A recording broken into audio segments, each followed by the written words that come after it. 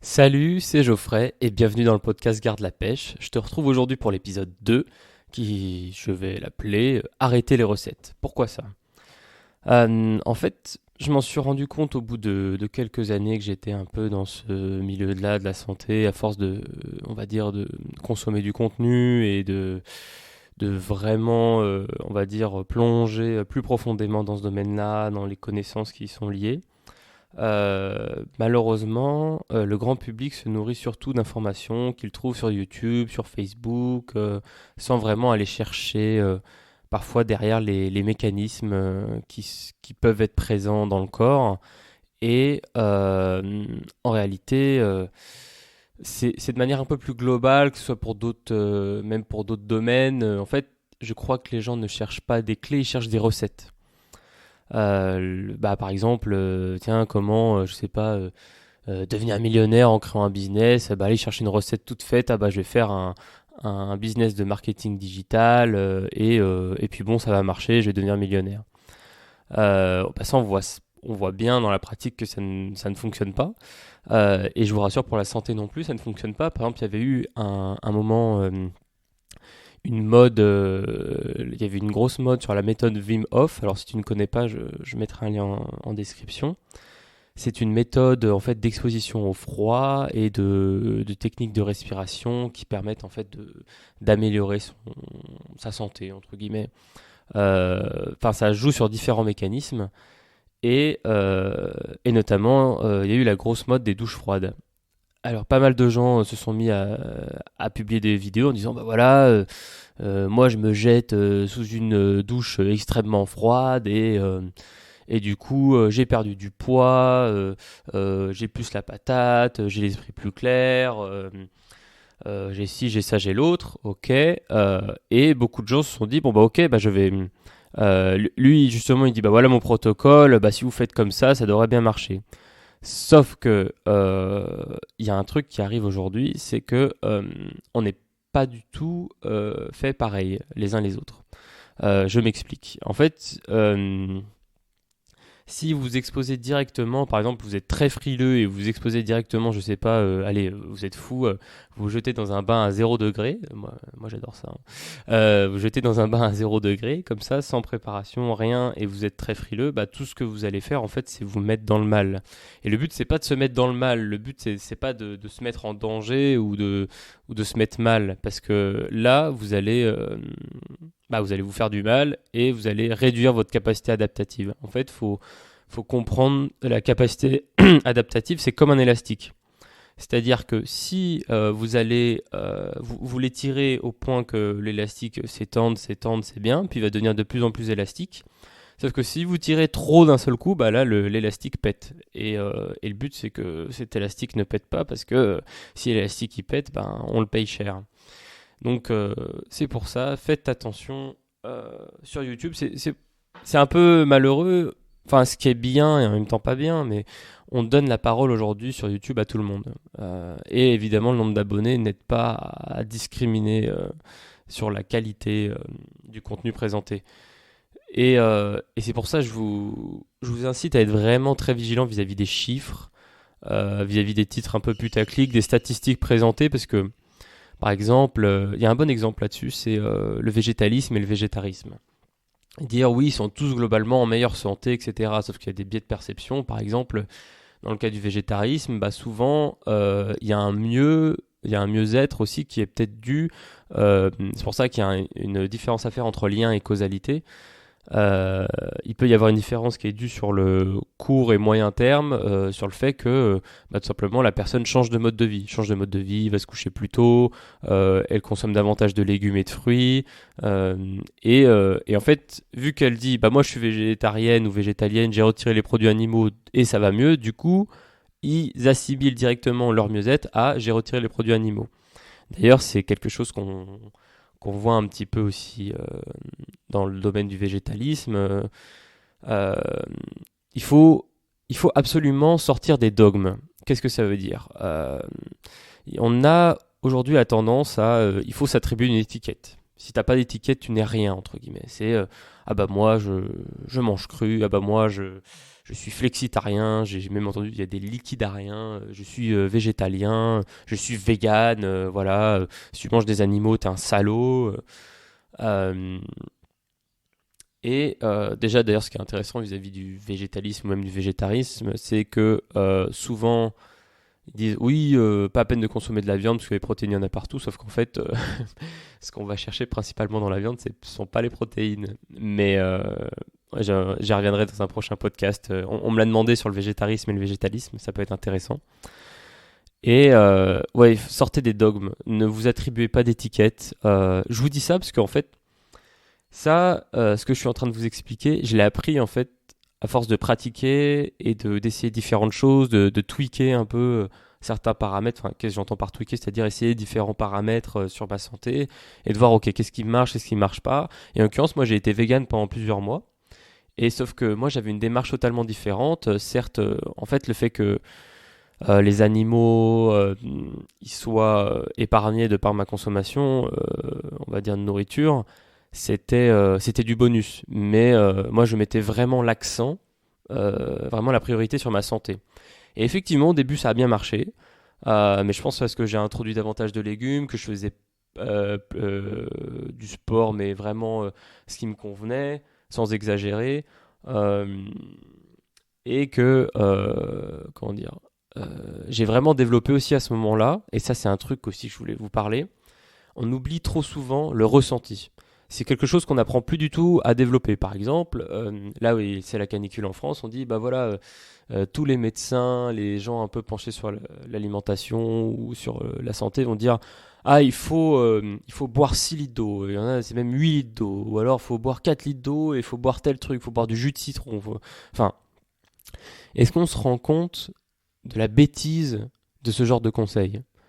Après tout, pourquoi pas, hein, pour rappeler aux gens, oui, bah, il faut boire de l'eau. Peut-être qu'il y a un problème au niveau du ressenti. C'est-à-dire que normalement, chaque personne devrait pouvoir connaître son besoin en eau. Alors, il se peut en fait aussi avec une déshydratation chronique, que les capteurs de la soif soient déréglés. Ça arrive aussi. Donc, ça peut être bien, peut-être dans un premier temps, de boire, et notamment de boire de l'eau qui est vraiment reminéralisante, comme par exemple des jus verts, ce genre de choses, euh, où là, en fait, on enlève les fibres et on vient véritablement directement apporter des minéraux biodisponibles pour l'organisme. Qu'est-ce que ça veut dire biodisponible? C'est-à-dire que dans leur état actuel, il n'y a pas d'énergie à dépenser pour les extirper des fibres et les assimiler. Donc, pour la plupart des gens qui ont un organisme, et notamment des intestins, tout ça un peu fatigué, eh bien, ça peut être pas mal.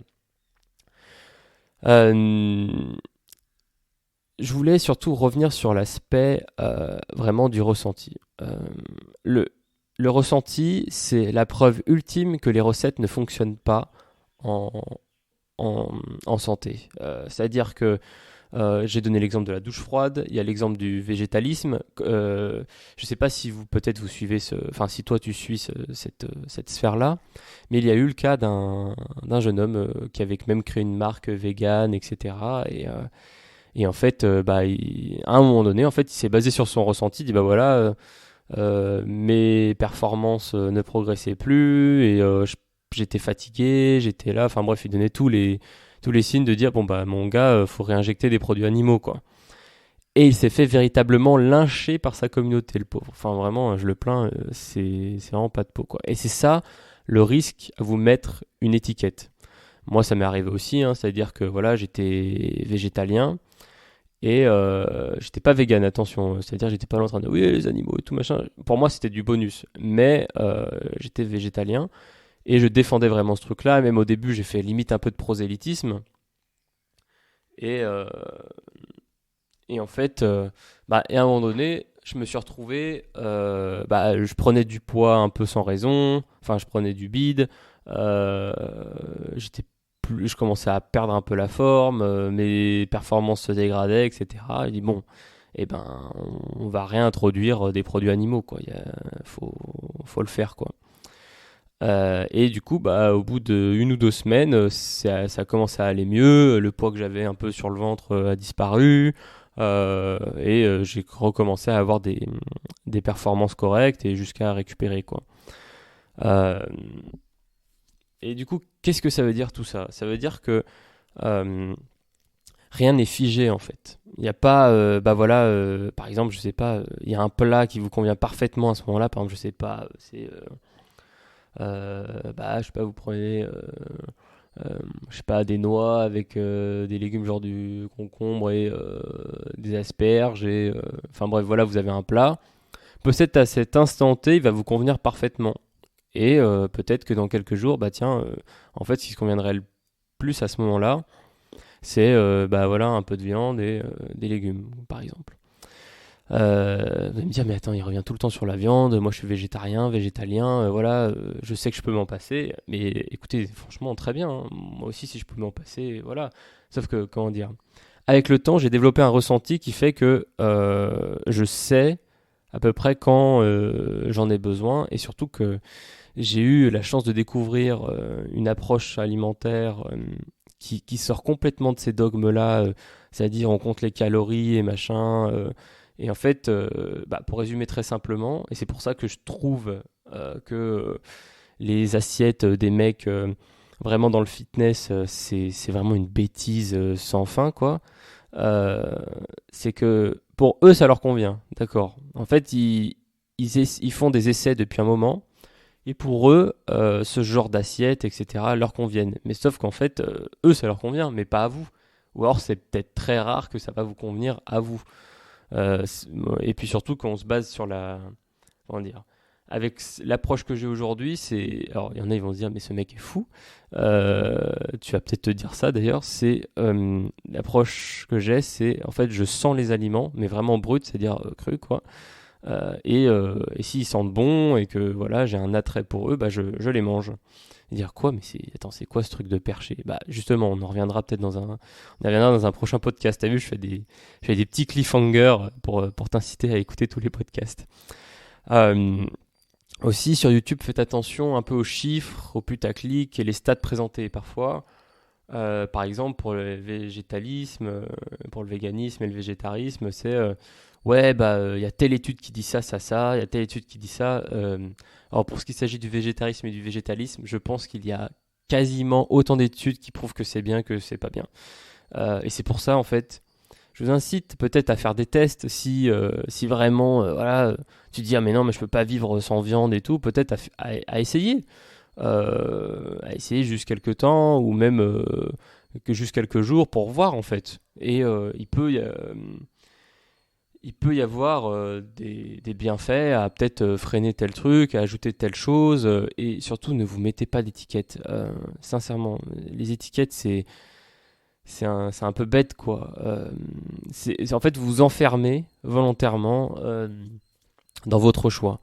C'est-à-dire que moi, c'était ce qui m'était arrivé bah, à la fin de mon végétalisme. Là, bah, du coup, j'ai recommencé à manger des produits animaux. Puis tout le monde est tombé dessus après raccourci. Ah, tu remanges des produits animaux et tout. Je dis, non, mais les gars, moi, j'ai toujours mis en avant que ce que je faisais, c'était pour ma santé avant tout. Donc, si à un moment donné, ce que je fais, je vois que bon, bah, j'ai envie et j'ai besoin de produits animaux, bah, clairement, je vais pas me gêner, quoi. Et c'est ma santé d'abord. Donc c'est pour ça, je vous en prie, vraiment, sortez des dogmes, des recettes, essayez de développer petit à petit en fait un ressenti. Vraiment, je sais que c'est difficile aujourd'hui, qu'on n'a pas le temps, que, euh, que oui, on entend plein de choses partout, et c'est ça justement le truc. C'est qu'aujourd'hui on entend une chose et son contraire, on ne sait plus s'y retrouver. Et moi, c'était mon cas, hein. J'ai cherché, j'ai lu pas mal de bouquins, des trucs qui se contredisaient, etc. Et en fait, tu te dis, mais bon, bah, je vais me baser sur lui, c'est le professeur machin, machin truc. Bah, du coup, lui, ce qu'il dit, ça doit être fiable. Du coup, je vais me baser uniquement sur lui. Et en fait, tu vois que parfois, des choses que tu appliques sont pas bonnes, enfin, sont pas bonnes pour toi, ou peut-être qu'elles sont pas bonnes pour toi à cet instant T. En fait, on a complètement tué ce ressenti en santé. C'est-à-dire que voilà, tu peux pas. Comment dire pareil, par exemple, pour les jus, on a complètement oublié ce ressenti-là. Et par exemple, j'ai eu le cas dernièrement d'une personne que j'ai conseillé un petit peu. Et en fait, je lui dis, bah voilà, tiens, pour ton cas, tu devrais peut-être faire tel jus. Elle m'a dit, ok. Et d'ailleurs, ce que j'ai adoré, contrairement à plein d'autres que j'ai conseillés, qui n'ont pas appliqué, et qui après me redemandent des conseils. Ah oui, c'est ça aussi le truc dont je voulais parler. Je vais y revenir dessus, hein. C'est que il m'arrive souvent, du fait de mon histoire, en fait, que je suis vraiment reparti de tout en bas pour me reconstruire, on va dire, un capital énergie, qu'on me demande des conseils, et ils me disent ah oui, machin, mais c'est compliqué. Ah mais les conseils que je donne sont en général très simples, et si tu as écouté l'épisode 1, concrètement c'est ça, c'est bien dormir, pas manger n'importe quoi, ou peut-être juste une fois de temps en temps, avoir un cercle social engageant, et puis avoir une raison de se lever le matin. Et ils disent ah ouais mais c'est compliqué. Je dis ah non mais c'est très simple, je dis c'est la base, c'est vraiment la base. Avant d'aller chercher plus loin, si déjà ces principes-là sont respectés, c'est-à-dire que si t'es pas bien, que tu sens que t'as des reliquats un peu à éjecter de ton corps, bah, peut-être arrêter d'en rajouter déjà. Et se reposer convenablement, déconnecter un peu des écrans, en fait avoir un bon rythme de vie, mastiquer suffisamment ses aliments, consommer des aliments riches en nutriments, etc. Bah déjà ça c'est vraiment la base, quoi, avant même d'aller plus loin. Et j'ai remarqué qu'en fait ces personnes-là, elles disent ah mais non mais c'est trop compliqué, j'y arrive pas. Je leur dis bah déjà commencez par ajouter.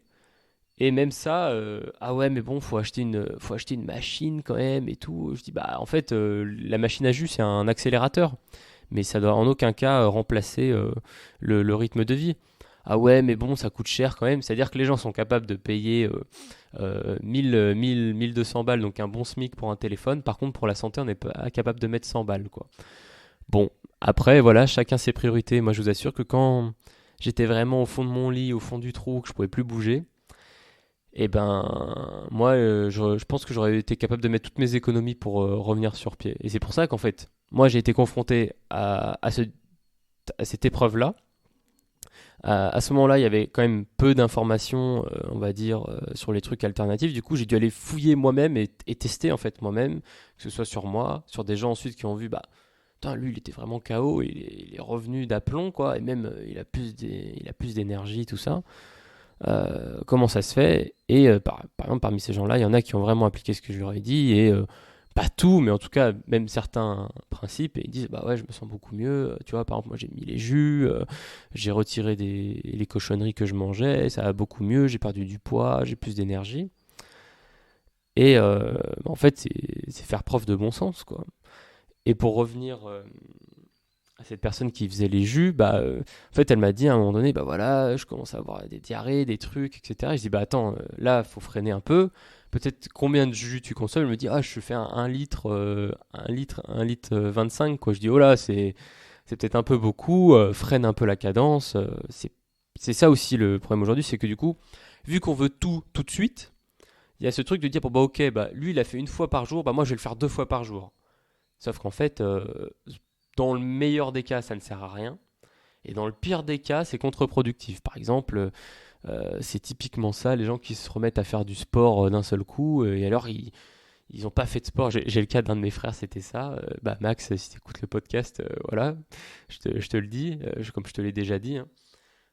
Ils se remettent d'un seul coup, puis ils mangent plus rien parce qu'ils ont vu, ouais, alors je réduis mes calories, du coup, voilà, je vais perdre du poids, et puis je vais me mettre à faire du sport tous les jours, hyper intense, machin. Sauf que les gens sont pas entraînés, le lendemain ils se lèvent, ils sont courbaturés de partout, ils ont mal à la tête, etc. Enfin, c'est l'enfer, quoi. Ils disent, oh là là, bah le sport, c'est pas pour moi. Je dis, mais non, mais c'est pas ça. C'est qu'il y a 2 poids 2 mesures, quoi. C'est-à-dire qu'il faut vraiment, il y a une histoire d'adaptation. Si tu demandes d'un seul coup à ton corps, à moins que tu aies le capital pour faire ça, si tu n'as pas le capital, bah ton corps, à un moment donné, il va te dire stop. Il va te dire, écoute, tu m'as pas entretenu pendant un bon moment. Ok, là, on se remet en forme, mais freine, hein, du calme. Donc voilà. Alors désolé, je pars des fois un peu en digression, mais en gros, je vais conclure ce podcast parce que là, on arrive à 20 minutes à peu près. 19 minutes 27.